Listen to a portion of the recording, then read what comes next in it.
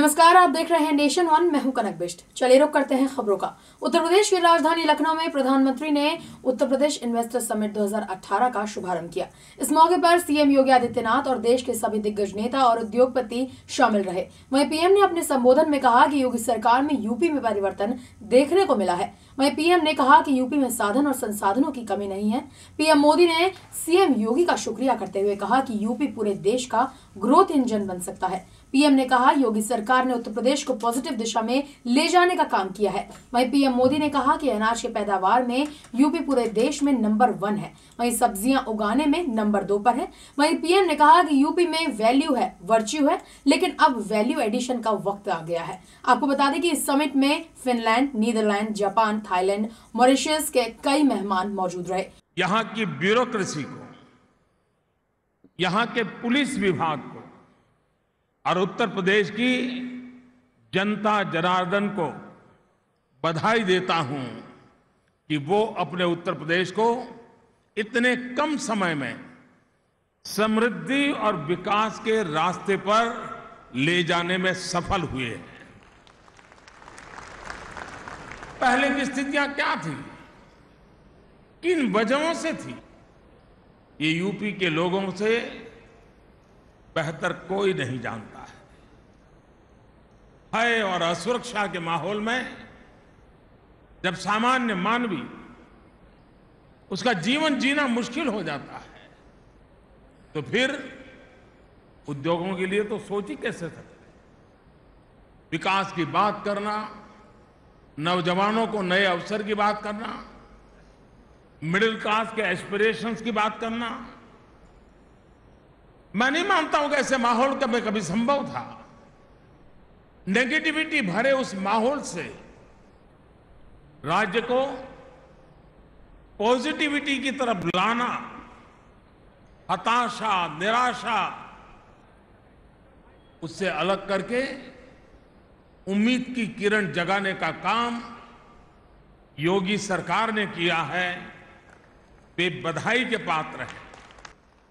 उत्तर प्रदेश में संसाधन और सामर्थ्य का इतना विस्तार है कि यहां पर सैकड़ों वर्षों से लगभग हर क्षेत्र की एक अपनी अलग पहचान रही है। नेशन वन से ब्यूरो रिपोर्ट। उत्तराखंड में नगर निगम चुनावों को देखते हुए राजधानी देहरादून स्थित पटेल नगर में आम आदमी पार्टी ने प्रेस वार्ता का आयोजन किया। बता दें कि आम आदमी पार्टी ने आगामी नगर निगम चुनावों को देखते हुए राज्य में अपनी राजनीतिक सक्रियता बढ़ा दी है। वहीं नगर निगम चुनावों हेतु अपनी आक्रामक प्रचार रणनीति के तहत आगामी 26 फरवरी को आम आदमी पार्टी द्वारा राजधानी देहरादून में विशाल भ्रष्टाचार मुक्ति यात्रा निकालकर कांग्रेस और भाजपा के भ्रष्टाचार का पर्दाफाश किया जाएगा। कांग्रेस और बीजेपी को ये दिखाना चाहते हैं कि आम आदमी पार्टी पूरी तैयारियों के साथ 100 वार्डों में लड़ने के लिए पूरी तरह तैयार है। हमारे सारे पार्षद इस बार आगामी जो नगर निगम चुनाव है, हमारे सारे पार्षद उसमें हम लोग उतारेंगे और आम आदमी पार्टी पूरी शिद्दत के साथ, पूरी मेहनत के साथ और पूरी तैयारी के साथ नगर निगम चुनाव में। भारतीय जनता पार्टी और कांग्रेस जो बड़ी पार्टियां हैं जिन्होंने कि नगर निगम के अंदर पूरी तरह से भ्रष्टाचार फैला रखा है, हम इस संकल्प के साथ इस यात्रा में उतर रहे हैं। जनता के पास ये संदेश पहुंचाना चाहते हैं कि हम नगर निगम में आने के बाद जब चुनाव लड़ करके निकल के आएंगे तो हम नगर निगम में जो भ्रष्टाचार व्याप्त है उसको हम समाप्त करने का पूरा प्रयास करेंगे। देहरादून से अवधेश वर्मा की रिपोर्ट। उत्तराखंड के रुड़की के पास झबरेड़ा में बीजेपी विधायक देशराज कर्णवाल ने इंटरलॉकिंग टाइल्स की सड़क का शिलान्यास किया। वहीं विधानसभा के कार्यों को प्रमुखता से लेते हुए विधायक देशराज कर्णवाल ने बताया कि ये सड़क 2 मार्गों को आपस में जोड़ते हुए मंगलौर और गुरुकुल नारसन बाईपास सड़क कहलाएगी। आपको बता दें कि इस सड़क के निर्माण कार्य में लगभग 67 लाख की लागत आ रही है। वहीं इस सड़क के बनने पर आसपास के लोगों को आने जाने में सुविधा होगी। ये बहुत अच्छा काम हुआ है कि बाईपास बना है। एक बाईपास ये है, एक दूसरा बाईपास है वो अब बनने जा रहा है। इसका मैं उद्घाटन कर चुका हूँ, जल्दी उसका भी मैं शिलान्यास करूंगा। और ये रोड 66,38,000 रुपए की लागत से ये बनने जा रही है। इंटरलॉकिंग टाइल्स की सड़क के साथ ये सड़क बनेगी। जितने भारी वाहन है। झबरेड़ा से डालचंद्र की रिपोर्ट। उत्तर प्रदेश और बुंदेलखंड के राज्यों में विधायक ग्रामीण क्षेत्रों का दौरा कर जगह जगह चौपाल लगा रहे हैं। दरअसल महोबा जिले में हुई भारी ओलावृष्टि के चलते किसानों को खराब फसल के चलते खासा नुकसान उठाना पड़ा। चौपालों में इकट्ठा होकर किसान अपना दुख इन विधायकों से साझा कर रहे हैं। इतना ही नहीं, विधायक भी इन किसानों की मदद करने का आश्वासन देते नजर आए।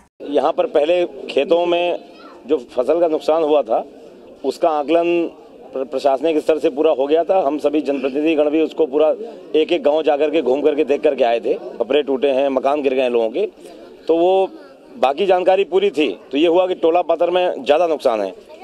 जो सरकारी मदद जो की जानी है उसके लिए टीम गठित कर दी गई है डीएम साहब के द्वारा, और उसका आकलन करके सभी लोगों का उसकी भरपाई की जाएगी। महोबा से आकांक्षा शुक्ला की रिपोर्ट। उत्तर प्रदेश के अमरोहा नगर की पुलिस ने दिल्ली पुलिस का फर्जी एसीपी बनकर लोगों से ठगी करने वाले नटवर लाल को गिरफ्तार किया है, जिसके बारे में बताया जा रहा है कि नटवर लाल संजय चौधरी और मोहम्मद अयूब 2 नामों से लोगों के साथ नौकरी दिलाने के नाम पर ठगी करता था और इसका रहन सहन देखकर किसी को भी इस पर शक नहीं होता था। पुलिस ने नटवर लाल के पास से फर्जी एएसपी का आई कार्ड और लग्जरी कार बरामद की है। ये छदम नाम से अपने को एएसपी कहता था, एसीपी का इसने कार्ड भी बना रखा है दिल्ली पुलिस का, और लोगों को झांसा दे के कि नौकरी दिलवा देंगे ठगी करते थे।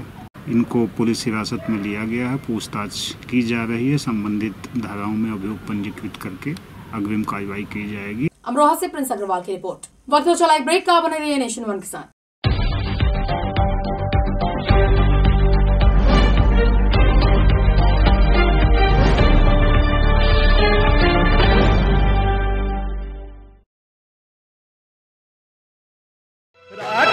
इस बाडो जन्नत भी नरक जहां, फिर भी क्यों रख देने तियां नाल फर्क जहां।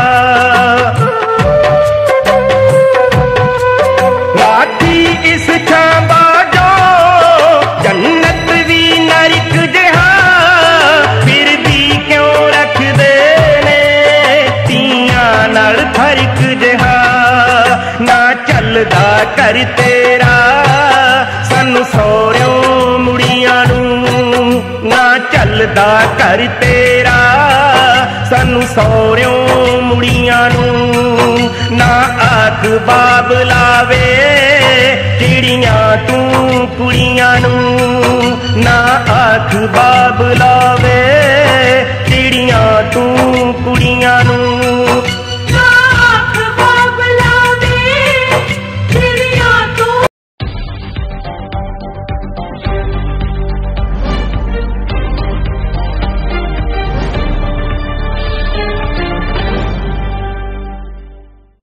ब्रेक के बाद रुक करेंगे अगली खबर का। उत्तर प्रदेश के हाथरस में चोरी का मामला सामने आया है, जहां चोरों ने एक साथ 3 दुकानों में न केवल हजारों की नकदी पर अपना हाथ साफ किया, बल्कि तीनों ही दुकानों की छत तक काट डाली। बहरहाल दुकानदारों की सूचना पर पुलिस घटनास्थल पर पहुंची और इलाके में जांच पड़ताल शुरू की। हाथरस से उमाकांत की रिपोर्ट। उत्तर प्रदेश के अलीगढ़ में ऑनर किलिंग का मामला सामने आया है, जहां पिता ने बेटी के कारण समाज में इज्जत खराब होने पर अपनी 20 वर्षीय बेटी को तमंचे से गोली मारकर मौत के घाट उतार दिया और घटना को अंजाम देकर पुलिस में सरेंडर भी कर दिया। बता दें कि आरोपी पिता ने अपनी बेटी की शादी तय कर दी थी, लेकिन उसकी बेटी अपनी प्रेमी के साथ भाग गई थी, जिसके चलते पिता ने समाज में बेइज्जती के डर से अपनी बेटी को मौत के घाट उतार दिया। पुलिस ने हत्यारोपी पिता के खिलाफ मुकदमा दर्ज कर जेल भेज दिया है। एक पिता ने अपनी पुत्री की हत्या कर दी है और हत्या करने के उपरांत पिता की गिरफ्तारी की जा चुकी है। बॉडी को पीएम के लिए भेजा जा चुका है। युक्त के भाई ने, जो इस मुकदमे का वादी है, उसने बताया है कि ये लड़की की शादी तय थी और शादी के पूर्व ही ये लड़की कहीं चली गई थी। इसी को लेकर के गुस्से में आकर के पिता ने अपनी पुत्री की हत्या कर दी। अलीगढ़ से सुंदर तोमर की रिपोर्ट। उत्तर प्रदेश के हरदोई में कांग्रेस कार्यकर्ताओं ने कलेक्ट्रेट परिसर के बाहर धरना प्रदर्शन किया। कार्यकर्ताओं का कहना है कि हाल में हुए पंजाब नेशनल बैंक के घोटाले की सीबीआई जांच करे। इस मौके पर कांग्रेस जिलाध्यक्ष ने ललित मोदी से लेकर विजय माल्या तक को धोखेबाज बताया। साथ ही प्रदर्शनकारियों ने राष्ट्रपति को संबोधित ज्ञापन सिटी मजिस्ट्रेट को सौंप दिया। आज हम लोगों का कार्यक्रम धरना प्रदर्शन का है, जो पीएनबी का बड़ा घोटाला हुआ, जिसको मोदी जी ने किया है। मोदी जी हैं, उन्होंने किया है और इसके माननीय राजोबर जी के आह्वान पर हम लोगों ने किया है। आप देख रहे हैं कि जहां बैंक खाते आम आदमी 2000 रुपये निकाले, 10 रुपये निकाले तो 50 फॉर्मेलिटी पूरी करे, और यहाँ बड़े बड़े घोटालेबाज फरार हो रहे हैं। विड्रॉल भी नहीं है, उनकी डिमांड भी नहीं है, पैसा लेकर 11,000 करोड़ रुपये जो लोग लेकर फरार हुए हैं उनके विरोध में प्रदर्शन कर रहे हैं। ये दुखद है, और मतलब घोटालेबाज हो रहे हैं फरार और सो रहे हैं चौकीदार देश के। हरदोई से आशीष सिंह की रिपोर्ट। उत्तर प्रदेश के प्रतापगढ़ में समाधान दिवस पर ग्रामीणों ने जिलाधिकारी से शिकायत की। ग्रामीणों ने जिलाधिकारी के समक्ष आवास और शौचालय न होने की शिकायत की।